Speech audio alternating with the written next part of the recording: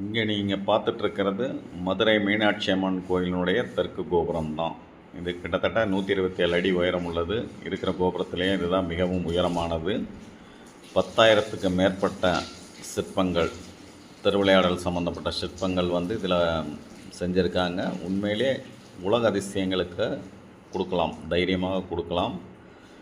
இப்போ கோயிலுக்கு உள்ள கேமரா நாட் அலவுடு. அதனால் இது தெற்காவணி மூல வீதி, மேற்காவணி மூல வீதி, மேற்கு கோபுரத்தையும் நம்ம பார்க்கலாம். அடுத்த மாதம் ஆவணியில் ஒரு 10 நாள் திருவிளையாடற் புராணம் சம்மந்தப்பட்ட 10 நாள் திருவிழா இங்கே நடைபெற இருக்குது.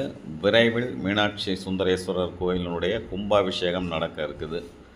இது கும்பாபிஷேகத்துக்காகத்தான் பெயிண்ட் பண்ணி எல்லா கோபுரங்களையும் சிறப்புற ரெடி பண்ணியிருக்காங்க. தமிழனாக பிறந்த ஒவ்வொருத்தரும் வாழ்வில் ஒரு முறையாவது தரிசிக்க வேண்டிய கோயில் மதுரை மீனாட்சி அம்மன் டெம்பிள். கண்டிப்பாக பார்க்கணும். இது தெற்கு கோபுரத்து வழியாக உள்ளே நுழைஞ்சோம்னா ஃபஸ்ட்டு மீனாட்சி அம்மனையும் அடுத்த பிரகாரத்தில் சொக்கநாதரையும் தரிசிக்கலாம்.